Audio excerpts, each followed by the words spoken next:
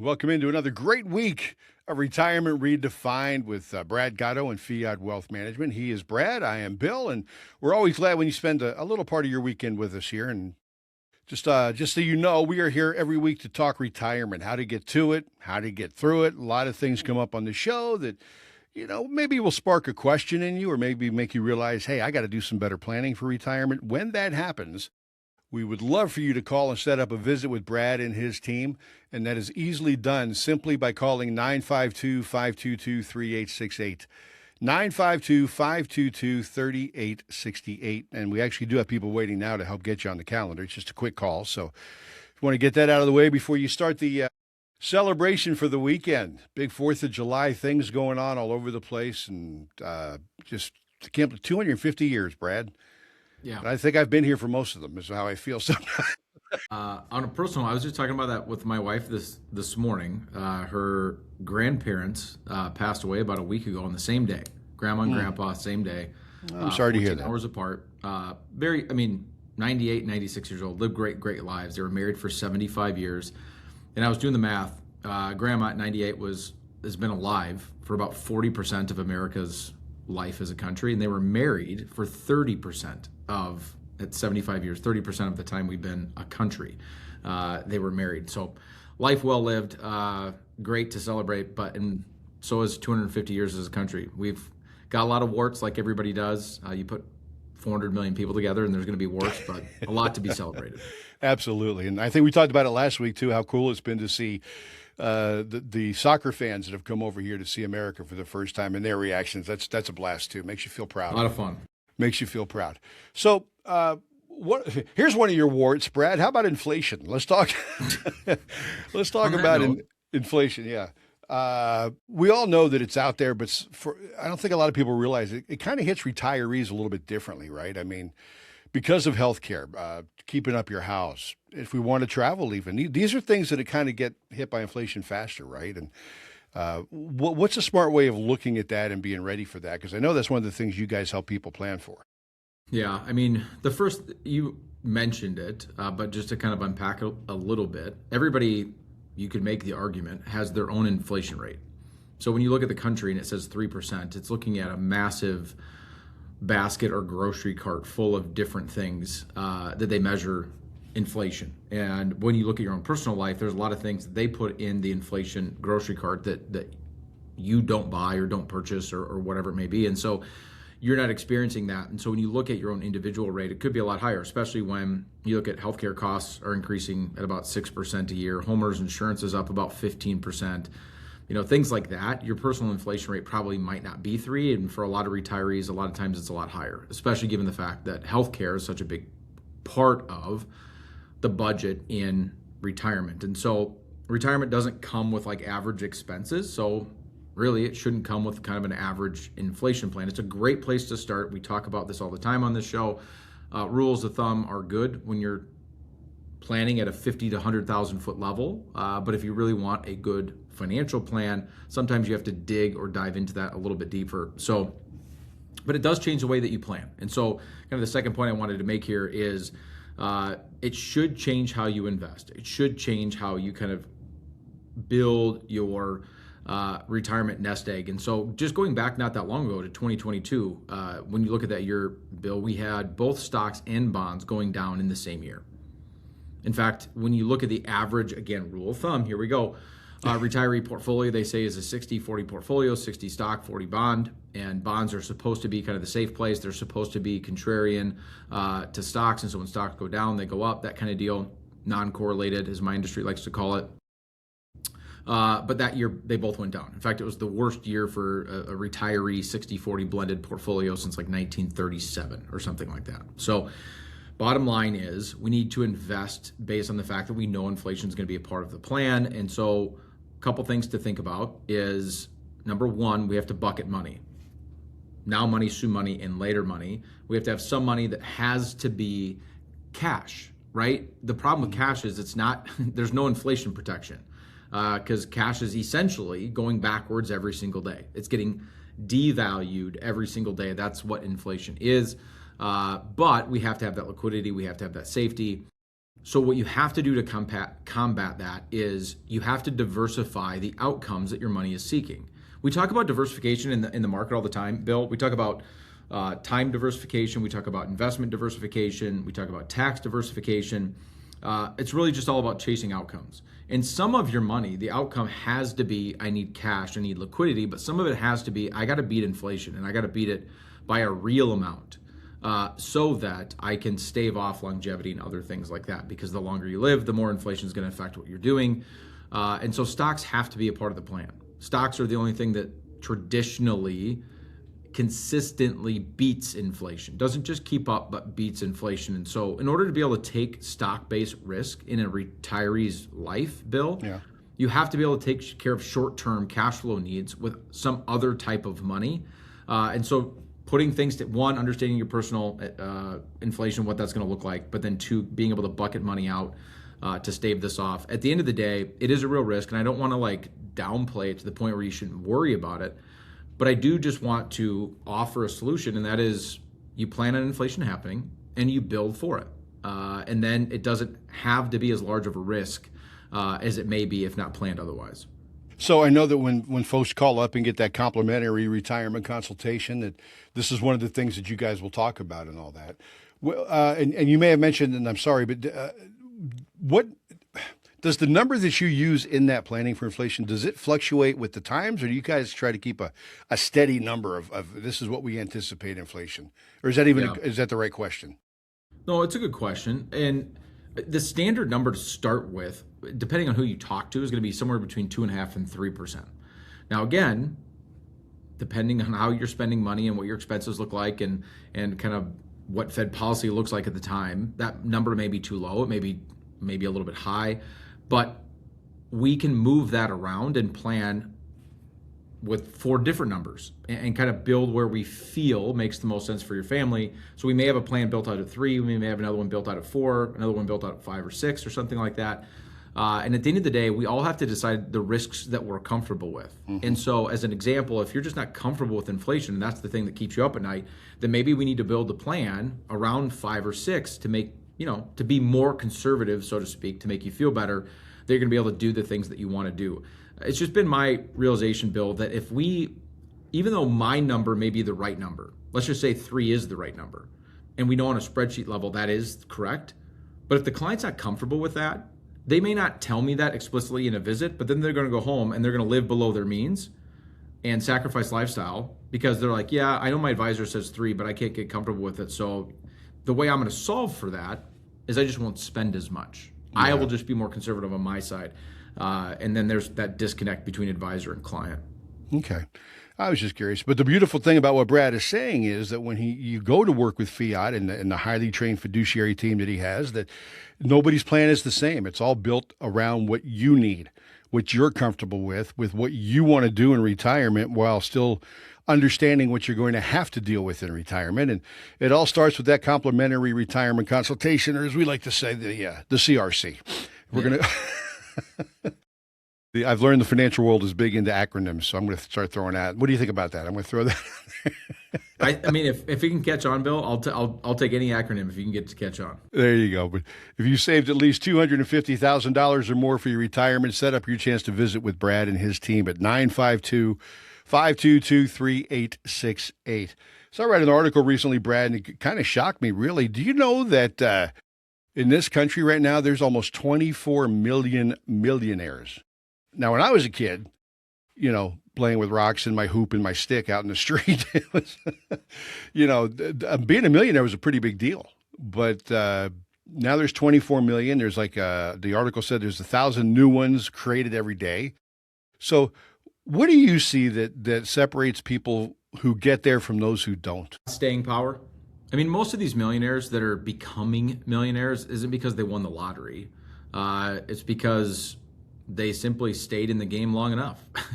And most of these millionaires are blue collar, first generation wealth, just had good jobs, but not making $500,000 a year or something crazy like that. They just stayed in the game. Time is your greatest asset. We all know that. And if you're patient over time, things usually work out. And so that's where most of them are coming from. And so I think that's the first point that people need to understand. The second point is, does that mean you've made it? Like, is that the point of arrival? Is it enough? Again, really depends. A lot of our retirees want to retire around 65. And if you make it to age 95, that's 30 years your money has to work. And so based on the last conversation we just had, Bill, inflation, I don't know. I don't know if that's enough. It's a milestone and it's worth being celebrated. And so I want to acknowledge that. So if you're one of those 1,000 people that has hit that mark in their life that are being created every single day, kudos to you. You should celebrate that. It means you've done something somewhere, and maybe you've done something right over and over and over and over and over again over the years to get to that point. But whatever you did to get there, congratulations. But outside of it being a milestone, it doesn't mean a lot. From a financial planning perspective, it could mean you're overfunded, it could mean you're underfunded, it could mean you have all kinds of financial issues still. It could mean the opposite. It could mean that you're completely, self-sufficient and have saved enough. So income matters more than net worth, right? You can't spend all of your net worth at the grocery store. Some of your net worth might be wrapped up in your home, as an example, and you can't just give away equity in your home at the grocery store. And so a lot of times what we need to focus on is, can we give you the paycheck that you need to live the lifestyle that you want? And regardless of the pile of money behind it, it's just the wrong place to focus. Yeah. Okay. And you actually touched on something there I was going to ask. Does being a millionaire mean strictly the money you have, or is it a combination, I was going to ask, of house and money? What is the definition really? Is it more about net worth? I got $1 million in cash, or just your overall net worth? Yeah, I'm assuming, I didn't read this specific article, but I would assume they're going off of net worth, which I'm is curious, assets when you minus liabilities. When you see people and they say we're worth $1 million, is it usually because they just have the cash, or when both? They say it, yes. Yeah. Yeah. Usually people aren't looking at it from their balance sheet perspective. They're just looking at it from how much money they've got set aside. Their pile, as I lovingly referred to it as. Right, their pile of money. Yeah. Exactly. Let me give you the number again to reach out to Brad and his team. It's 952-522-3868. 952-522-3868. What you want to do is you want to go in, you want to sit down, and you want to talk with these guys, because going into retirement without a plan, I kind of equate it to going to the grocery store without a list, right? You're not sure what's happening. You're not sure what you're going to come home with. You're not sure of a lot of things, but having that plan in place as you roll into retirement, it's going to give you a clearer picture of where you're headed and the way things look in retirement. And trust me, that can mean a lot when you put your head on the pillow at night.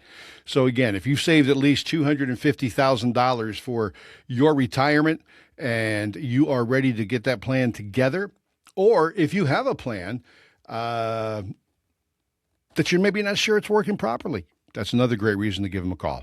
952-522-3868. Let them take a look at it and see what they can do to make it a little bit better for you. So we got to take a break here. When we come back, we are going to talk about a whole bunch of things, like is your house actually building your wealth or quietly working against you? And the oldest baby boomers are turning 80 now. Wow. Are we heading into a caregiver crisis? Going to talk to Brad about that as well. This is Retirement Redefined with Brad Gotto and Fiat Wealth Management on Twin Cities News Talk 1130 and 103.5 FM. Welcome back. Thank you so much for being here, spending part of your weekend with us. I am Bill Seller along with Brad Gotto, and some lady in New Jersey, Brad, sustained some injuries. She tumbled 10 floors down the trash chute in her apartment complex. Now, here's the surprise part of the story. Emergency responders believe alcohol may have been involved. There's a shocker, huh? That one coming. Yeah, but she went from the 10th to the 4th floor. And luckily, there was a whole bunch of garbage down there, so some piles of garbage actually broke her fall. But she did sustain a few injuries and all that. First of all, I've seen those trash chutes. I would never fit, but that's just me. I'm a large injuries, dude. That's all. She must have been really intoxicated, because then your body becomes more limber. Yeah, right. And, well, you don't stiffen up and all that because you don't really know what's happening. So. Exactly. But trash chutes, I normally have to shove the bag in there. I don't have a whole lot of room. I tell you. But then again, I don't have a lot of room for a lot of stuff. But that's another story for another time. 952-522-3868. That's how you reach out to Brad and Fiat Wealth Management. The longer we live, the more likely it becomes that at some point we're going to require long-term health care and support services. So where do we turn for that care, and how much of our retirement money are we going to need to fund it? Brad, in your financial meetings, who tends to bring that up first, you or people rolling into retirement? Like, do people come Um, in worried about that, or is that something you kind of have to bring to folks' attention? I think the person, if I put in quotes, that brings it up most often is life. If life was that's usually when it comes up. People don't like to talk about this. It's not fun to talk about. It's not fun to talk about your death. It's not fun to talk about your need for care at the end of life. And so I think life is the one that brings it up the most. I would say that second on that list would be us, and third would be the client themselves. Uh, the only clients we have, Bill, that bring it up proactively, in my experience, of course, I'm painting with a broad brush here, there's exceptions to this, are the ones that have been through it themselves with their parents. And they see the burden that it creates for the family, and they're like, look, I don't want this for my family. And what they actually mean by that is mom and dad needed some sort of care, probably didn't plan for it. And so guess where the burden lies? On the kids. And it's tough. And I'm not saying that, the kids aren't happy to do it necessarily or wouldn't change it or something to that effect. I mentioned my wife's grandparents at the beginning of this show, having just passed away. Luckily for them, it was only the last 3 months of their lives that they lived in a nursing home. Until that point, they were at home. But for 6 years while they were at home, my father-in-law essentially cared for them almost every day. He was over there multiple times a day. And so, although I guarantee you, if I asked him right now, would you do it all over again? He would say yes. It doesn't mean that there's not a burden there. And so usually, again, the client is the last one to bring it up. The question to me isn't necessarily about, protecting your money. It's about protecting your independence, your family, and honestly, your dignity. And so from a planning perspective, what most people say is, I don't want to be a burden. Right. And so that's kind of what the conversation is all about. It's not just a financial issue. It's not wanting to be a burden to your family. And so if you don't have a plan in place, someone else has to come up with the plan, whether, again, that's your spouse, your kids, or different family member, and what that looks like. And so if you don't make a plan for long-term care, chances are your kids are going to be the ones that have to do it. And so we do bring this up quite a bit, quite regularly. And walk through the options and what that looks like. And some of that does have to do with financial stuff and how we're going to pay for this. And so whether we go with traditional long-term care insurance, hybrid life insurance type policies that have long-term care provisions in them, if we're going to self-fund financially, earmarking specific assets for it may be part of the plan, home modification so that you can age in place and stay home, and when you're going to be at home versus when you're going to want or need to be in care. Of course, the right answer is going to depend on your health, your asset levels, your overall family situation, where your kids live, stuff like that, and really the goals that you have. And so I would say that the worst kind of long-term care plan isn't self-insuring. It's just not having a plan at all. But there's also the outside the financial side of it, Bill. The other thing that I just want listeners to appreciate is just the family dynamic side of it and the overall emotional side of it. And how are you going to deal with that? Who is going to be, if you have multiple children as an example, which child is going to be responsible for helping make decisions? Because along with this go legal documents like healthcare directives and powers of attorney, because it may get to the point where you're mentally or physically incapacitated and can't make your own healthcare decisions. And so who does that burden fall on? And do you want to leave that burden to somebody else? Or do you want to be able to make your decisions even if you are mentally or physically incapacitated so your family doesn't have to do that for you? Well, now you need a legal document in place to make that happen. Powers of attorney, same thing. I can't do a lot of the things I used to be able to do, and it requires my social security number, my driver's license, my signature, something like that. Who's going to be able to do that for you? But these are family conversations. And so the best thing you can possibly do is think through your ideal situation and then talk to the key people in your life that entails, and make sure that they are aware of your expectations of them.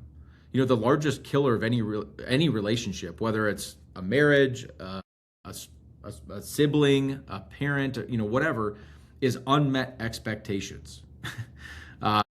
And this is one of those situations in life, Bill, where unfortunately there's just a lot of unmet expectations because there's been no planning done. And everybody's got their own opinion of how things should be done. And then the other end of that spectrum is not just I have 3 kids and I need all 3 of them to be on the same page. It could be I don't have any kids. Well, and if you don't have any kids, now where to go and who's making decisions and who am I going to have help and all that kind of stuff. And so these are big conversations to have. I think where we can be the most helpful is asking the right questions. One of the comments we get a lot, Bill, is, well, I didn't even think about that until you asked that question. I didn't know what I didn't know. And so I don't even know the right questions to ask. I don't even know the right things to think about. Yeah. And so just being there for that conversation. And then sometimes in the back end, we are also part of the family conversation because the client asks us to be. Hey, can you be a part of kind of this family meeting where we lay out, how we're covering care, not only on a financial side, but on kind of a, physical needs side, all expectations and build those expectations into the family so everybody's on the same page. We don't do it with every family, but we absolutely would. And so I think the best place to start is what I just said. Have a conversation with somebody that knows how to ask the right questions, to get you to thinking about the right things, to make sure that you've at least at a very minimum thought through what you want. Then step 2 is starting to build towards those outcomes that you're expecting and wanting. But unfortunately, a lot of people try to start in step 2 and still miss a lot because they're not being asked the right questions. Okay. A lot to think about there, but I also find it interesting that amid all of this happening, right, a lot of kids are taking care of their parents, a lot of in-home health care as parents move back in with their children and all that. But some other stuff that I read said that they're discovering something kind of cool about that the family bond is actually getting stronger.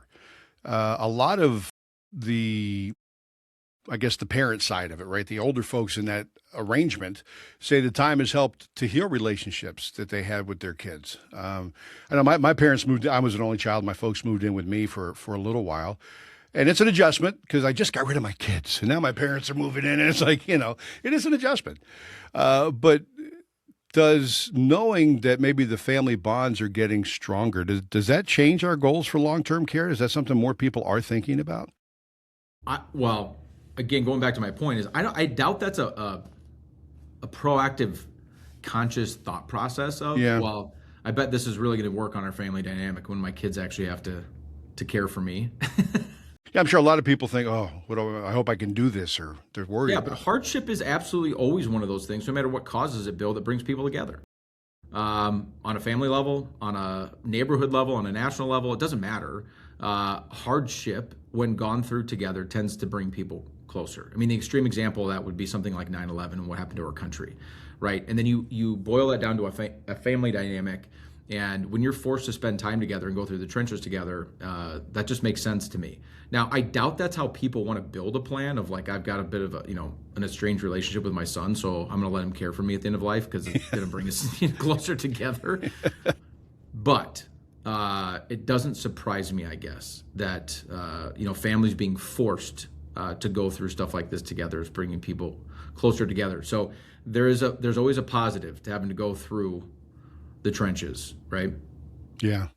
I think they called folks like my age the sandwich generation, right? Yep. Because or the Oreo generation, yeah. Yeah, right. Because you've got your kids on one side of you, you got your parents on the other, and a lot of times they're all in the house together, right? Because folks have moved back in and all that. So you fast forward, not to get completely off topic, but adjacent to that, think about this. Think about the next generation. Think about like my generation.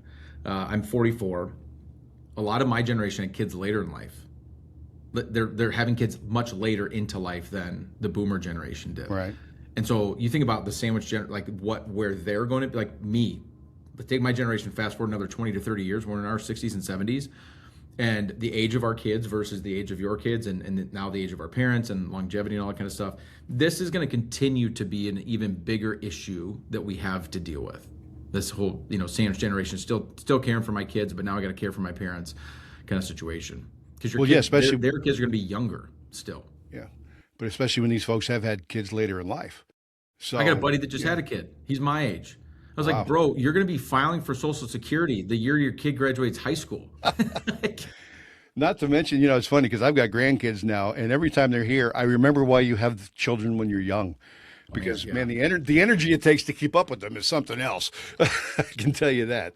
952-522-3868. That's how you reach out to Brad and his team of highly trained fiduciaries at Fiat Wealth Management. If you've saved at least $250,000 for your retirement and are looking to get that complimentary retirement consultation done, the CRC, well, that's the number that you call, 952-522-3868.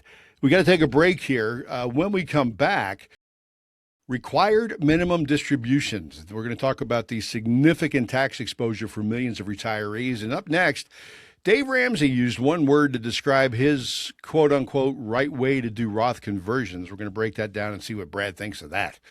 This is Retirement Redefined with Brad Gotto and Fiat Wealth Management, right here on Twin Cities News Talk 1130 and 103.5 FM. Welcome back. Thanks for being here. We do appreciate you spending part of your weekend with us.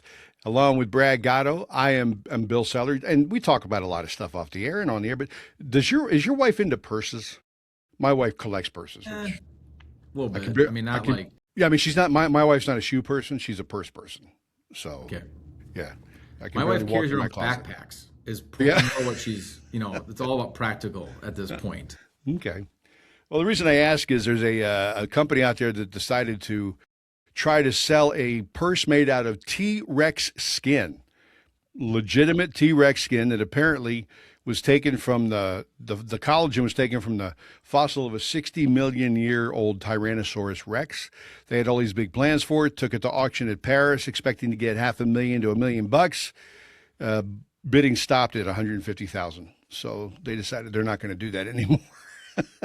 It's like a T-Rex purse, really? Hey, I mean, you know what? Kudos to the idea, I guess. I don't know. I like the fact that people are out there trying new things. Yeah, seems like a lot of money to invest for that kind of return. But anyway. Yes. So again, the number to reach out to Brad and his team is 952-522-3868. So I mentioned it before the break. Dave Ramsey isn't usually known for saying things with nuance, right? Or nuanced tax strategy. But he recently gave a caller a piece of advice in the form of one word. He said, dribble. And the topic was Roth conversions. What did he mean? I sent you this article. What did he mean by this? And do you agree with what Dave has to say? I'm always interested in that answer. Yeah. Well, I'm going to give you my answer I always give you, and it really does depend. Sometimes he's right. Depends, right? What he's referencing is just do it slowly over time. Don't take all, like if you have $1 million in an IRA and you want to convert it to a Roth IRA, don't lump sum the $1 million out, put it into a Roth, and pay all the taxes in 1 year. We all know, and maybe you don't understand the nuances of how this works, but we all at least know that the more income that hits your 1040, your tax return every year, the more taxes you pay. We have a progressive system where we start at a 10% tax rate, and then there's 7 tax brackets, and it maxes out today anyway at 37%. And so you dump $1 million in my hypothetical example into a Roth IRA in 1 year, and your taxable income is going to be, well, at least $1 million. So the majority of that conversion is going to be taxed at that 37% top Fed rate. And if you live in the state of Minnesota, like I do, a 9.85% state rate. So almost half of it's going to be gone. And so his point is, don't do that. Start to convert slowly over time and use the lower end tax rates. Maybe you can get some conversions done at that 10, 12, 22% type tax rates rather than 35, 37.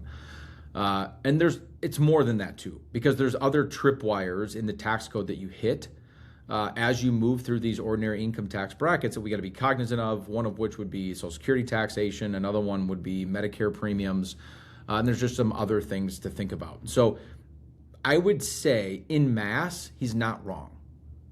And that being strategic about your Roth conversions is really important.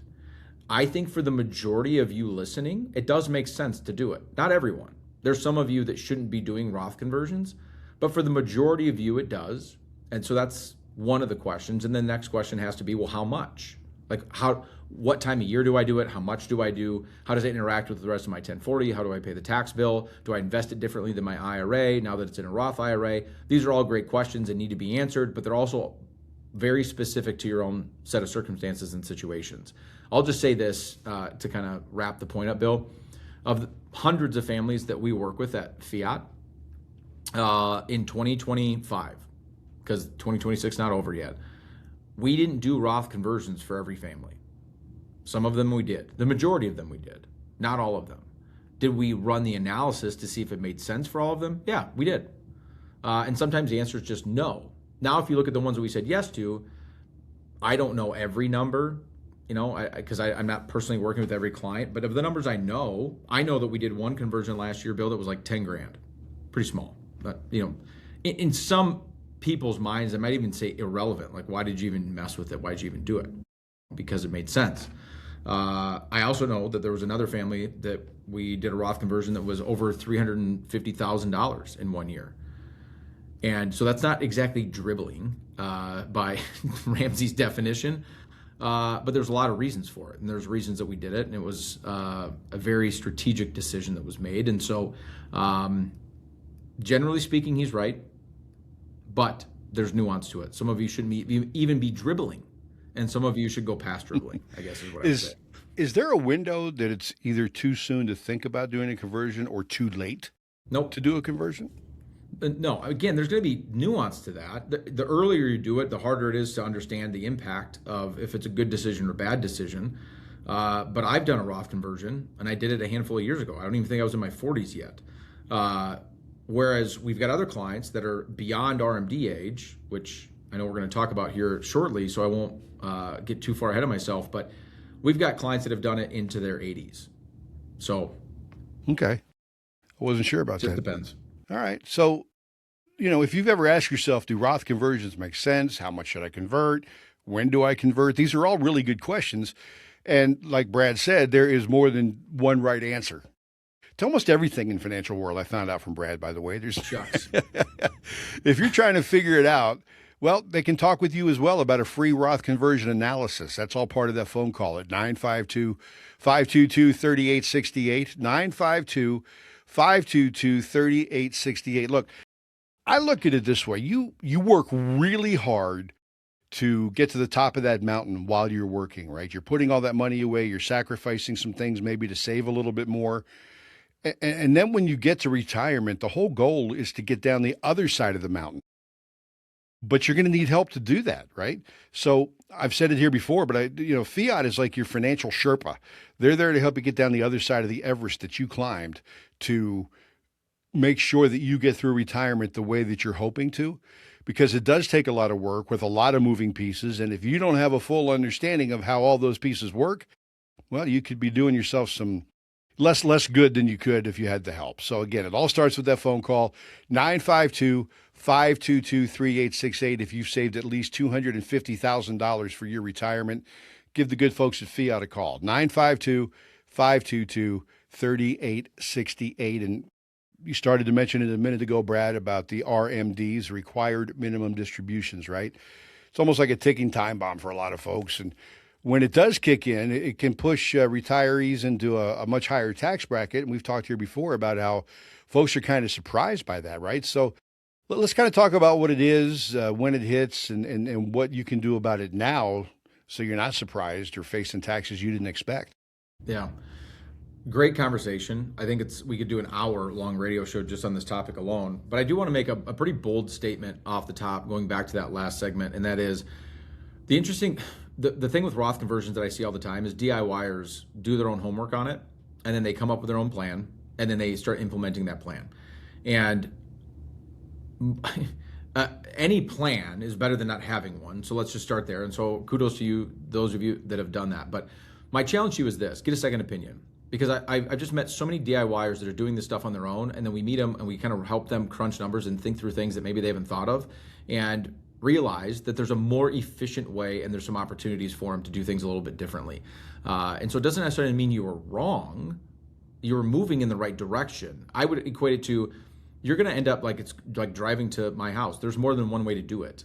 And so eventually you could get there, but we might be able to find a more efficient route for you to be able to get that done. And there's just a lot of things that nuance that goes into that decision. And so if you're one of those people that's doing that and you're like, well, I'm just going to the top of the 22% bracket, or I'm going to the top of the 24 because that's what I'm comfortable with, or I've done some of my own math. The challenge is get a second opinion. We do it for free. So the worst case scenario is you're going to walk away from it just going, yeah, they confirmed everything for me. I went to the doctor, they ran the tests, and they're right. I was right. I don't have cancer. Great. So long story short, get a second opinion when it comes to decisions like that, because when it comes to taxes, you guys, they're not an opinion. They just are what they are. So you might as well see if there's a different kind of thought process there. So anyway, I'll button that up and go to this big conversation of RMDs. And that is, if you were unfamiliar, I'll just quick introduction to RMDs would be that, when you put money away in 401ks and IRAs, they're called tax deferred accounts, but the key word there is deferred. It doesn't mean you got out of the bill. It just means you chose not to pay the bill at that point in time. Said differently, and this is aggressive language, and it's on purpose, but it's also true, you're creating debt, tax debt. I ask the question all the time to people, do you have any tax debt? And they're always like, no. And it's like, well, yeah, you do.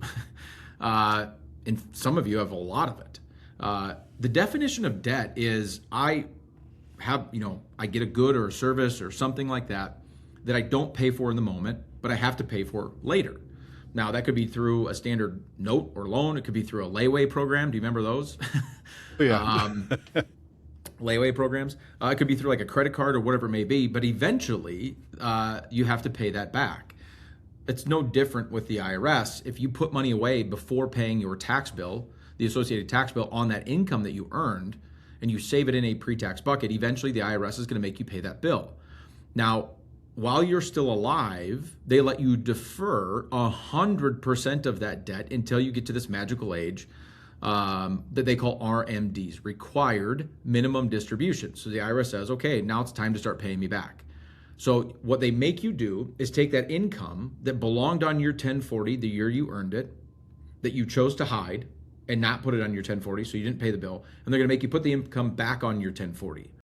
Now, what's interesting about that bill is that's a bit of a game when you think about it. Like, because if the income would have hit your 1040 in the year that you saved the money or earned the money, and you didn't save it, and you paid the bill that year, well, the associated tax bill is going to be based on what the rest of your 1040 looked like that year. But now that it has to hit my 1040 at a later date, well, now my tax bill is going to be determined based on what the rest of my 1040 looks like at that date. So if this is money I put in my 401k at 25 years old, but then I have to pull it back out at 73 years old, it's possible that either that tax bill is going to be more, or it's possible it's going to be less than what I would have paid when I was 23. So we are playing a little bit of a game, right? Is my tax bill going to be higher or lower in retirement? And so should I pay it now or should I pay it later? Well, a lot of people in your generation, Bill, were told in their 20s and 30s, 50 years ago for some of you, that, well, when you retire, obviously your tax bill is going to be less. So don't pay it now. Wait until you retire and then pay it then. Mm-hmm. Well, then what they realize is they get to retirement and their tax bill is not less. In fact, for a lot of retirees, it's more. Oh. And so they deferred a lower tax rate into a higher tax rate. And of course, with the benefit of hindsight, you would have never done that. Of course, we can't redo that. But just understand that the IRS says at age 73 or 75, depending on when you were born. So the required minimum distribution age is age 73 or age 75, depending on if you're born pre-1960 or post-1960.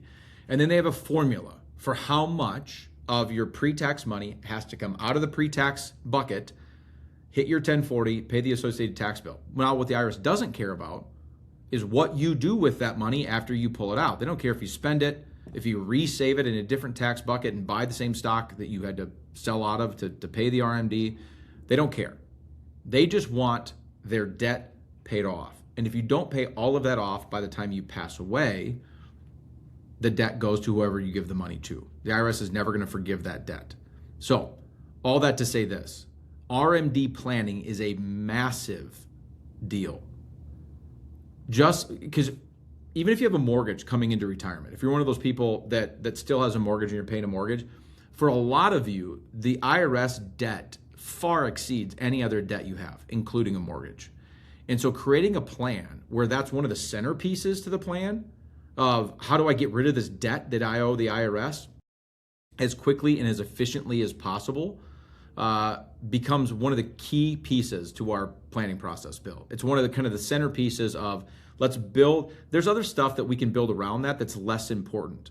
But if you're sitting on hundreds of thousands of dollars of debt to the IRS, it's really important that we figure out how to pay that off efficiently. So again, I could talk about this for hours, Yeah. because it's such a big miss in my Yeah. industry. We love to stick our head in the sand like an ostrich and just defer, defer, defer, defer, defer, defer. I'll deal with the problem later. I'll deal with it later. I'll deal with it later because the IRS isn't making me deal with it right now. They're not making me deal with it till age 73 or 75. In the vast majority of cases, Bill, that's a mistake. Yeah, I've always said IRA is misspelled. It should be IOU because Yeah. it's really what it comes down to. So these are really good questions because I think that when you look at things, and again, kind of wrapping up this segment, converting some of that to a Roth IRA so you're not surprised or hit harder when you get to the RMDs. These are all things that when you sit down with Brad and his team at Fiat Wealth Management and talk about your retirement plan, these are things they're going to go over with you. They're going to help you understand them better. They're going to help you realize where you fit and what kind of plan is best for you, because every plan they build is individual. It's not a plan that they have. They're going to build it around what you need. So if you've saved $250,000 for your retirement and would love that complimentary retirement consultation, give them a call to set up your visit right now. 952-522-3868.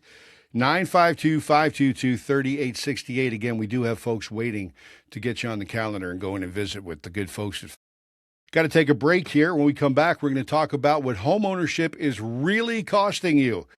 That and some other good stuff still on the way with Retirement Redefined with Brad Gotto and Fiat Wealth Management here on Twin Cities News Talk 1130 and 103.5 FM. So may I ask you a question, sir? Yes, sir. An investment question? Well, yeah, I don't know if it's an investment question. But I've got my main IRA and all that. I moved money a long time ago when I left radio, but I left a little chunk of it with Fidelity just because. I just wanted to have something else that I kind of forgot about, which I have. It's not a whole lot, but like it's pushing 30 grand. Is that something worth converting? Do Possibly, you think? yeah. Depends on what the rest of your 1040 looks like, but would it be something that? Well, I mean, I have a full-time job, obviously, so I got a salary and all that to go with it as well. Would that be something you do in a couple chunks, like 15 grand, or? I'm just curious. Yeah, I don't know where your total 1040 is going to land. Right. As far as your income that's going to Where do I not want to go? Let's put it that way.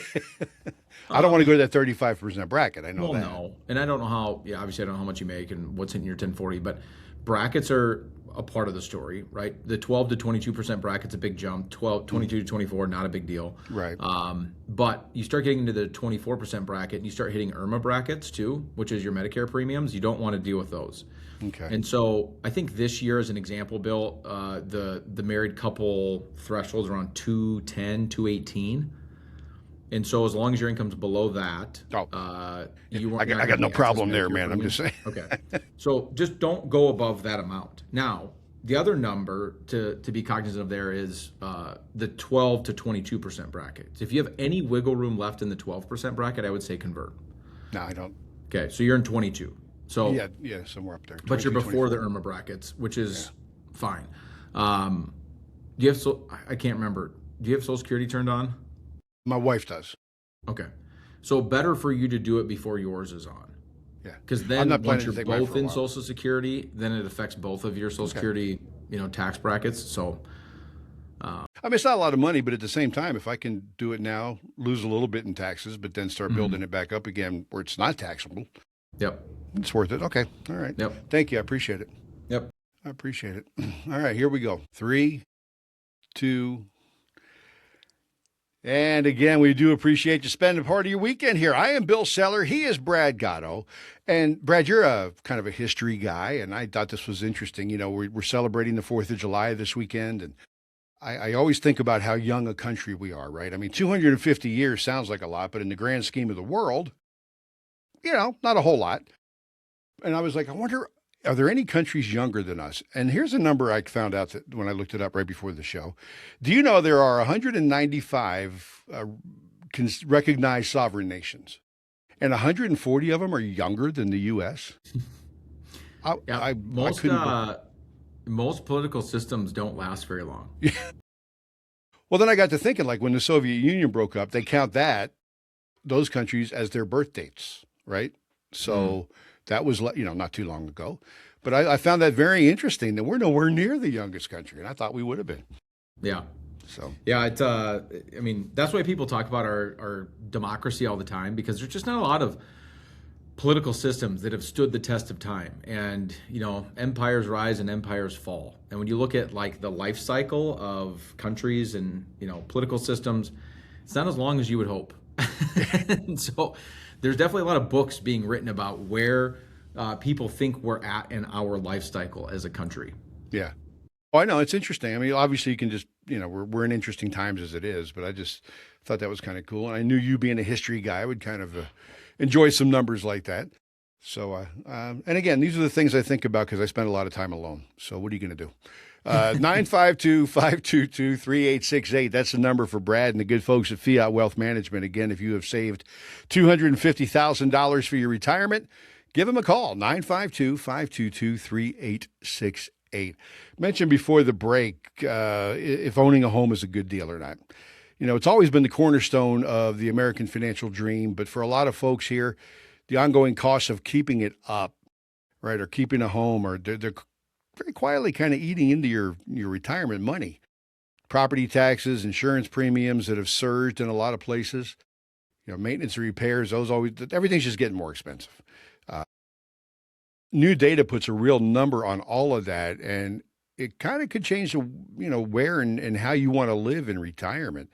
All this stuff's getting expensive and catching up to people. Do you see a lot of folks you're working with wondering if they should stay in their house? I do, but what's interesting is they're looking at it from the perspective of, do I stay in my house or do I buy a different house? The idea or concept of being a renter doesn't seem to cross a lot of people's minds. And a lot of that has to do with, you made the comment that we value home ownership in this country, but that's not been that way for 250 years. I mean, the fact that every American deserves to own a home was a post-World War II mindset, and when you think about how our troops came home after World War II and the GI Bill and what that'll look like, that's kind of what pushed us into this expectation that we all deserve to own homes. And it became a very proud thing. There's a lot of pride and ego attached to homeownership. It's almost like I made it financially. Like I'm successful in some way, shape, or form because I can afford to own my home versus I'm a renter in somebody else's home. And so that's definitely a big piece of it. But the bottom line is you're not wrong. For a lot of people, it actually would be cheaper. Not a lot. I would just say for some people, it would be cheaper to rent than it is to own their home. For some people, they should look at it because it's an asset maybe their kids don't want. And when you think about how much equity is wrapped up inside of their home, it's not that you can't go out and get something like a reverse mortgage, which allows you to, this is not me selling a reverse mortgage, by the way. Right, so don't run out there and say, well, this guy on the radio said I should. No, I didn't. I just said they exist. Come on now. Tom Selleck makes them sound really good now. Come on. Tom Selleck makes a lot of things sound good to baby boomers, I would think. They're smart. It's really funny to me how marketing agencies do a really good job of tying a voice to whatever crowd they're talking to that crowd deems like trustworthy. And the fact that the boomers think Tom Selleck is trustworthy. I mean, with a mustache like that, it's hard not to trust the guy. Magnum PI was a good guy. What are you going to do? Exactly. That being said, so they exist. So there's ways to tap your home equity. But for a lot of people, their home equity is one of their largest assets. I mean, if you live in a $500,000 home and it's paid off, then you've got $500,000 of value sitting in that home you could be using for other things. And so sometimes it's all about that. And for some people, it's just the maintenance issue of it. I don't want to be the one that's on the hook for this. If something breaks, whether that's just because you don't want to deal with it, or to your point, Bill, the rising costs of insurance and maintenance of a home. A lot of people like the idea of not having to deal with that. So whatever the reason is, whether it's financial or it's just kind of more of a labor issue for you, just be open to the idea that renting's okay. In fact, it makes you just more nimble. It makes you more maneuverable. A lot of retirees realize that they make a decision. They think when they get to retirement, they know what they want. But that's like being a 22-year-old kid that gets out of college who's never worked before, outside of being in school. Maybe they had jobs in school like I did, but you know what I mean? Right. And they're like, well, I thought this is what I wanted to do with the rest of my life. The problem is I didn't know what the rest of my life looked like. And now that I'm starting to mature, I've realized that's not what I want to do at all. And then we kind of give them crap about it. And it's like, well, it's not really exactly fair to like pick you know what I mean, to be expected to Right. stay in a Yeah. very narrow lane for 50 years. But we do that in retirement too. It's the same concept. It's like, well, I've thought about it and this is what I would like to do. And then you get to retirement, you do it for a year and you're like, well, this kind of sucks. This is actually not what I want to do at all. My dad was one of those people. I've talked about this on the show before. He retired, and 6 months later, he's like, yeah, I want to go back to work. And I'm like, what? No. Like, you know how hard we worked, to get you to this point, how much you complained about your job. Yeah. But now he has like a hobby job. It's not like he's working Well, I was because he gonna wants say, to, not because he has to. a lot of folks do what they want to. They retire and then go do what they love, right? Yeah, but a lot of that has to do with where you live. But the other thing that a lot of retirees realize is their kids bounce around a lot. Our generation moves a lot because the world had gotten connected by the time we were born. Not just the interstate system, but modern travel, commercial airline, the availability and the mass movement of that. Like, it just, the world kind of opened up. And because of that, we don't see the limitations of I've got to live in the state that I grew up in kind of thing, or I have to take a new job at 37 years old has to be in my backyard. They're moving across countries for opportunities and things of that nature. So a lot of retirees end up realizing, gosh, I don't want to live where I thought I was going to live for the rest of my life because my grandkids aren't here. And so now I'm going to go chase my kids around. And so again, homeownership is one of those things that kind of ties you to a location. And a lot of retirees realize I don't want to be that tied down. And so looking at different options. And so it could be a financial reason, like we talked about before, because of all the true costs of homeownership. It's not just your mortgage or your property taxes or your homeowner's insurance and the things that you're used to paying. It's the maintenance of that place and the financial, or I guess just the overall stress that comes along with owning a piece of property. And so a lot of people are looking at it. But the bottom line is, if you want to do the analysis, I'll give you a prime example really quick. We had a couple walk in the door not that long ago, Bill, that had 3 different homes. He had a home, she had a home, and now they're married. They were single. They had their single homes, and then they bought a home together. And then they took the 2 individual homes that they had, and they thought the thing that would be financially responsible is to rent them out and become, and they were both cash flow positive. And they did it for a couple of years, but they're like, gosh, now that's all we ever think about is the fact that we're landlords and we have to take care of these properties. And they're like, we just don't want to do it anymore. And I'm like, yeah, I get it. And so we had to do a cost comparison, cost benefit analysis of what does this look like if we sell these homes? What's the tax burden? How do we replace the cash flow that they were used to getting, that they're living off of, all that kind of stuff. And at the end of the analysis, they're like, okay, now we feel like we have the freedom, enough knowledge to have the freedom to sell these places and feel good about it. And now they live in Florida and they're happy as clams. And they don't have to deal with, these tenants. Tenants and toilets, as I like to call it. Yeah, toilets, trash, and tenants. Yep, the 3 T's of being a landlord. Yeah. That's interesting. 952-522-3868 is Brad's number. That's how you reach out to Fiat Wealth Management if you have saved at least $250,000 for your retirement. Call now to get your complimentary retirement consultation. 952-522-3868. We only have a couple of minutes left, Brad, but one of the things that I love to do, because I've gotten to a point in my life where I can, is we love to travel. But man, trying to book airfare these days is just it's painful. The prices have risen crazy. Not just the price of the ticket, but some of the major airlines, Delta, United, JetBlue, they're raising baggage prices. Are you hearing this from folks who came into you originally and said, hey, we want to be able to travel? Now they're finding it tougher to do. And how are you helping them with that? Yeah, I mean, gas prices don't just affect your car. Yeah. Right? It's going to affect everything that runs on gas. And I don't know if you knew this, jets use a lot of gas. So, yeah, exactly. Yeah, I mean, budget. It all comes down to budgeting, whether it's travel or otherwise, and cash flow. The good news is this. Most of you listening could spend more money, and you just don't. And so if you wanted to increase budget to be able to maintain the travel that you've gotten used to, but now is more expensive, to Bill's point, you probably could. You just need the freedom to do it. It's no different than what I just got done talking about with this couple that sold these rental properties. They needed the permission to do it. They needed the freedom to do it. And that comes down to planning. There is no true freedom in life without boundaries. And so being able to create the boundaries you feel comfortable with so that you can do the things that you want to do anyway and not have to lose sleep over the fact that when you looked at the ticket 6 months ago, you should have just booked it because it was $400 and now it's $800. And so now you choose not to take the vacation. That's $400 you're probably never going to remember the difference in, 5 years from now, 10 years from now. And it's definitely not something you're going to talk about on your deathbed.